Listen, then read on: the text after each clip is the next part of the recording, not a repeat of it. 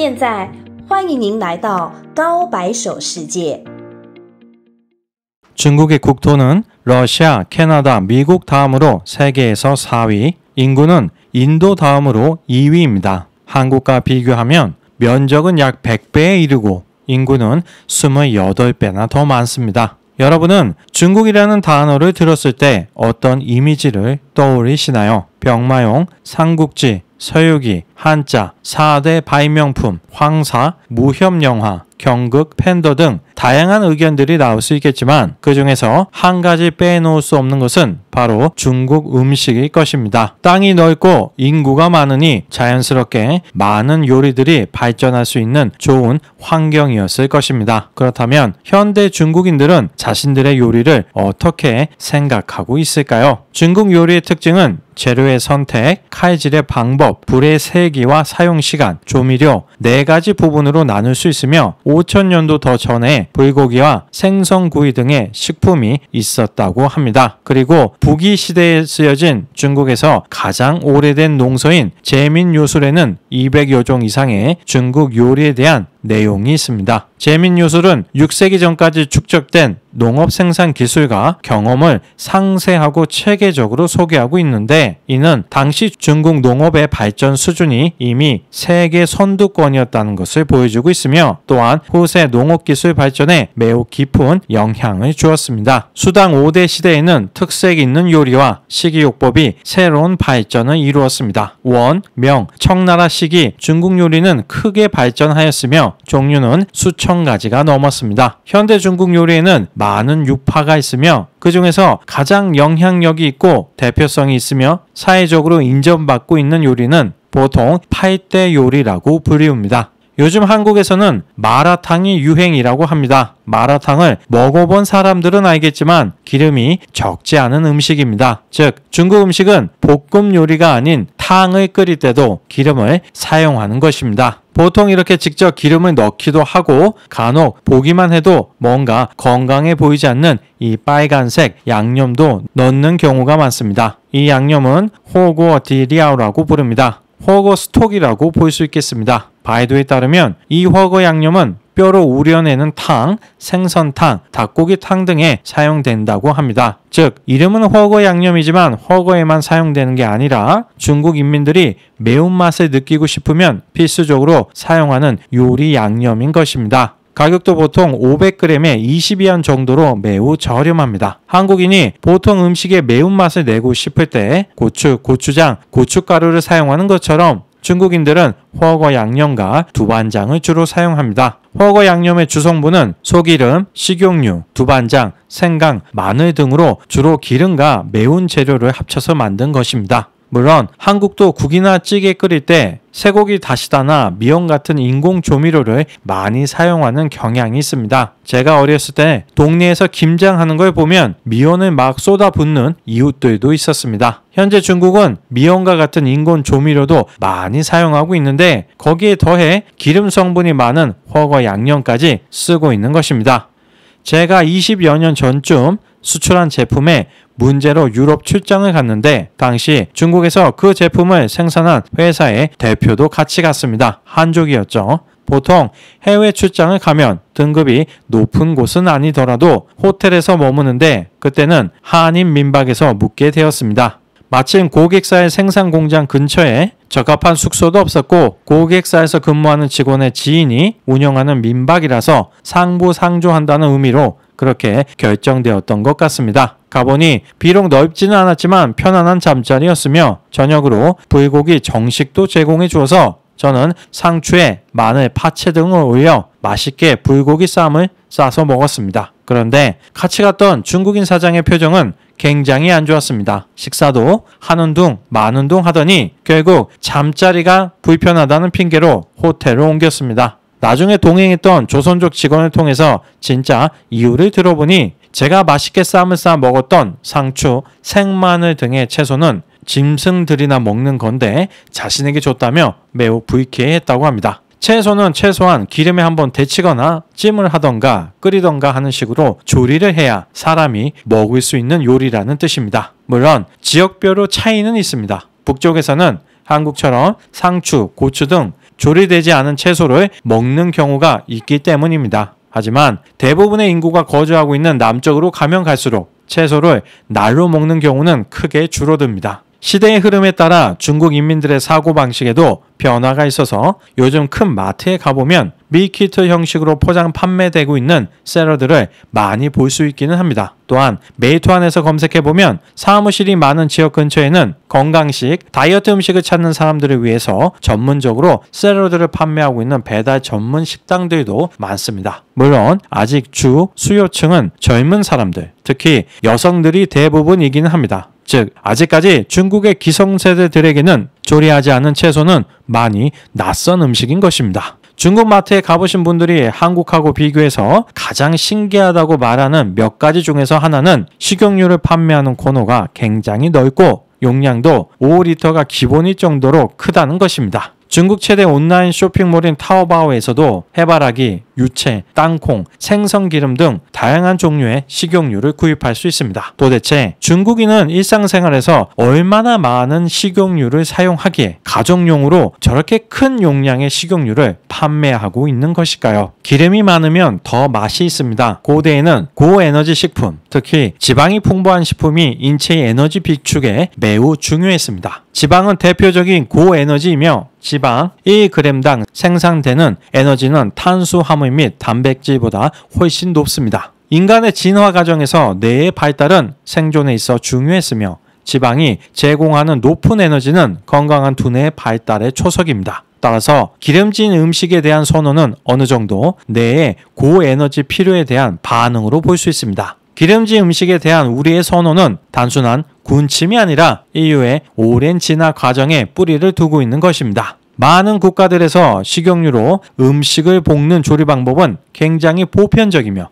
가장 인기 있는 조리법이라고 볼 수 있습니다. 하지만 중국만큼 식용유 사용이 많고 볶음 요리에 대한 편중도가 지나치게 높은 국가는 없습니다. 도대체 중국인들은 언제부터 그리고 왜 그렇게 기름진 음식을 좋아하게 된 것일까요? 과거 중국에서는 생활을 위해 꼭 필요한 7가지가 있었습니다. 바로 땔감, 쌀, 기름, 소금, 장, 식초, 차입니다. 일반 백성들은 살기 위해서 저 7가지를 구해야 했고 그러기 위해서는 집 밖으로 나가서 직접 만들던지 아니면 돈을 벌어서 사야 했기에 생긴 속담입니다. 문을 여는 7가지 일의 배열과 내용은 모두 중국의 오랜 음식 문화와 관련이 있습니다. 즉 7가지의 순서는 중요도를 기준으로 나열한 것입니다. 중국인들에게 기름은 요리를 할 수 있는 땔감 그리고 주식인 쌀 다음인 세 번째로 중요한 자원이었습니다. 소금은 네 번째였습니다. 그만큼 중국인들의 음식 문화에서 볶음 요리와 식용유는 빼놓을 수 없는 겁니다. 고대인들은 어떤 기름으로 요리를 했을까요? 문화에 대한 기름의 중요성은 공업에 대한 전기 에너지의 가치와 비교할 수 있습니다. 인민은 음식을 한우로 여기고 음식은 맛을 우선으로 한다. 음식의 가장 중요한 것은 바로 맛입니다. 이 목표를 달성하기 위해서 각종 조미료뿐만 아니라 더 중요한 매개체가 있는데 이는 부침, 볶음, 찜, 튀김과 떨어질 수 없는 식용유를 말합니다. 명나라 시강치가 쓴 천공계물이라는 책에는 식물성 기름의 정제 방법과 장비가 자세히 기록되어 있습니다. 식물성 기름에는 참기름, 무씨유, 대두유 등이 있었으며 당시 식물성 기름을 생산하는 작업장도 많았다고 합니다. 이처럼 명나라 때는 기름을 채취할 수 있는 식물의 재배 면적이 넓었고 민간 수요 역시 많았는데 이는 식물성 기름이 광범위하게 사용되었다는 것을 말하고 있습니다. 중국인들은 식용유가 자신들의 음식이 다른 나라의 요리보다 훨씬 앞서 있게 해주는 주요 요인이라고 생각했습니다. 중국인들은 기름을 즐겨 먹었으며 채식을 주로 하는 고대인들에게 지방을 보충해주는 역할을 했습니다. 인간의 번식은 기름과 뗄 수 없으며 중국의 식용기름은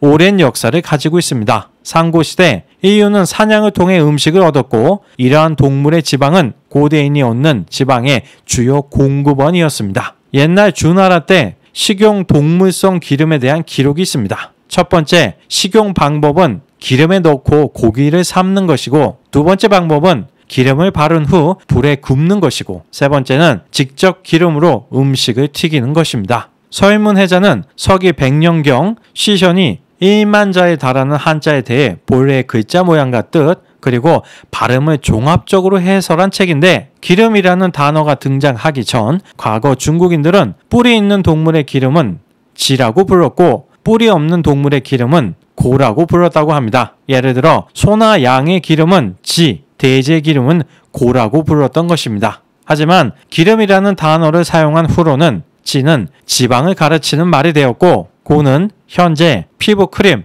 혹은 우리가 흔히 사용하는 연고, 치약, 챕스틱 등에 사용하게 되었습니다. 선진시대부터 후한 말기까지 사람들은 주로 다양한 동물성 기름을 통해 지방을 섭취했습니다. 주나라 무왕은 수만 마리의 야생동물을 사냥했는데 고기를 먹는 것 외에 동물성 지방을 추출하는 게 주요한 목적이었습니다. 식물성 기름은 초기에 공업용으로 사용되었습니다. 방수천, 유지우상 등 또한 삼국지 만총전에 따르면 위군 장수 만총이 전쟁 도구로서 검은깨 기름을 사용하여 화공으로 오나라의 10만 대군을 물리쳤다는 기록이 있습니다. 비교적 초보적인 압착 기술이 등장했지만 이 시기의 식용유는 여전히 일부 귀족들의 사치스러운 즐거움으로만 사용되며 대중들에게는 알려지지 않았습니다. 동물성 기름이 먼저 사용되었지만 많은 양을 구하기가 쉽지 않아서 대중적으로 널리 퍼지지 못했으며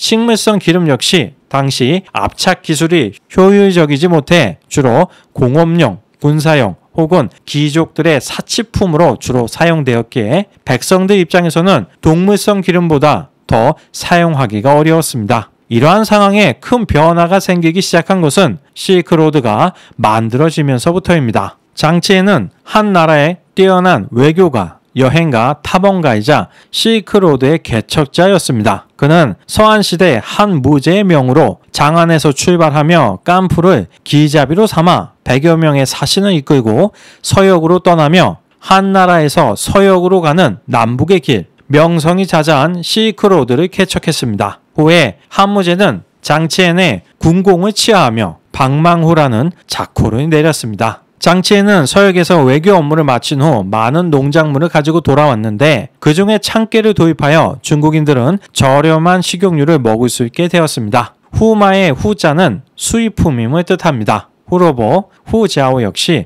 같은 이유로 앞에 후자가 붙는 것입니다. 이처럼 식물성 기름을 사용할 수 있게 되었지만 그렇다고 중국에서 볶음 요리가 바로 유행할 수 있었던 것은 아닙니다. 당시 식물성 기름의 생산 기술은 아직 초보적인 단계였기 때문에 많은 양을 생산할 수 없었으며 더불어 중국 볶음 요리의 또 하나의 중요한 도구인 웍이 아직 대중화되지 못했기 때문입니다. 중국어로 차오라고 불리우는 조리법은 웍에 재료를 넣고 적은 양의 뜨거운 기름으로 볶으면서 요리하는 것을 뜻합니다. 이는 중국에서 유래된 요리 방법이며 최근 몇 세기 동안 아시아와 서양으로 퍼졌습니다. 볶음 요리 기술은 초기 중국 이민자들에 의해 미국에 소개되었으며 비아시아 요리에도 사용되었습니다. 볶음 요리라는 용어는 저자의 1945년 저서의 차오를 번역한 것입니다. 그 책은 독자들에게 차오가 서양의 소테잉 조리법과 비슷하다고 설명하고 있습니다. 그렇다면 중국인들은 왜 이렇게 식용유를 사용한 볶음 요리를 좋아하게 된 것일까요? 그 이유가 무엇인지 궁금해집니다. 첫째, 볶음 요리는 고열로 조리하기에 자연스러운 맛, 질감, 영양소를 보존하는 데 도움이 됩니다. 둘째, 볶음 요리는 채소, 고기, 해산물 등 다양한 재료를 사용할 수 있기 때문에 다양한 취향과 선호도를 맞추는 데 적합합니다. 셋째, 볶음 요리는 편리한 조리 방법이라서 최소한의 준비와 요리 시간이 필요하기에 바쁜 개인이나 가족들에게 인기를 끌었습니다. 마지막, 볶음에 기름을 사용함으로써 요리의 풍부함과 깊이를 더해 요리의 전체적인 맛과 향을 향상시킵니다. 종합적으로 중국 요리에서 볶음 요리의 인기는 그것의 맛, 편의성 및 문화적 의미에 기인한다고 할 수 있습니다. 과거 농경시대에는 일하는 시간이 바로 노동 생산성과 직결될 정도로 노동 시간의 길이가 중요했기 때문에 빠른 시간 안에 식사를 준비할 수 있었던 식용유를 이용한 볶음 요리가 환영을 받는 것은 어찌 보면 당연한 일입니다. 중국은 대부분의 시기 동물성 기름을 사용했으며 송나라 이후에서야 식물성 기름을 사용하기 시작했습니다. 가장 중요한 것은 볶음 요리가 다른 조리법으로 만드는 것보다 맛있다는 것입니다. 원시인들이 익힌 고기를 먹은 후에는 다시 나의 것을 안 먹는 것처럼 볶음 요리를 먹은 사람들은 식용유를 이용한 조리 방법에 빠져들 수밖에 없었으며 중국의 음식 문화 역시 이 시기부터 대폭발의 시대에 들어가게 되었습니다. 다만 같은 농경 국가인 한국과 일본의 음식 문화는 중국만큼 볶음 요리에 편중되지 않았다는 것을 감안하면 이를 주 요인으로 보기는 어렵습니다. 오히려 부족한 수자원을 이유로 보는 시각이 많습니다. 중국의 지형을 보면 수자원이 풍부한 연안의 도시들보다 내륙이 훨씬 많은 비중을 차지하고 있기 때문입니다. 또한 깨끗한 물을 구하기 어렵다는 것은 식재료를 잘 씻기가 힘들다는 것을 뜻합니다. 하지만 식용유를 사용한 볶음 요리는 뜨거운 열을 통해 벌레의 알, 유충, 그 밖의 오염물질을 손쉽게 제거할 수 있었습니다. 즉, 과거에는 깨끗한 물을 구하기 어려운 지역들이 많았기 때문에 볶음 요리가 발전했다는 것입니다. 그 외로 땅콩 등의 유입으로 인한 식물성 기름 생산력의 증가 등도 볶음 요리를 중국을 대표하는 조리법으로 만든 주요한 이유 중에 하나일 것입니다. 마지막으로 우리가 주목해야 하는 건 바로 웍입니다. 아무리 식물성 기름의 생산이 늘어났다고 해도 웍의 공급이 원활하지 못했다면 볶음 요리는 지금처럼 크게 대중화되지 못했을 것입니다. 중원 왕조의 금속 재련 기술이 더욱 성숙해지고 철 생산량이 몇 배 더 증가하면서 조정의 철기 통제가 점차 완화되어 중요한 전략 자원이었던 철기가 민간에서 더욱 대중화되기 시작했는데 여기에는 요리에 사용되는 큰 가마솥이 포함되었습니다. 가마솥의 대중화는 식용유로 볶음 요리를 할 수 있는 기초가 되었습니다. 한국 가정에서는 잘 사용하지 않지만 동네 중국집에 가면 주방에서 사용하고 있는 모습을 어렵지 않게 볼 수 있습니다. 현대 중국에서는 계란 프라이나 간단한 조리는 한국처럼 평평한 프라이팬을 사용하기도 하지만 식사를 위한 볶음 요리를 할 때는 대부분 웍을 사용합니다. 웍으로 볶는 조리 방법은 한나라 때 요리를 위해서가 아니라 곡식을 마르기 위한 용도로 사용되었습니다. 웍이 지금과 같은 모양과 뜨거운 식용유로 빠른 조리를 할 수 있게 된 것은 명나라에 이르러서입니다.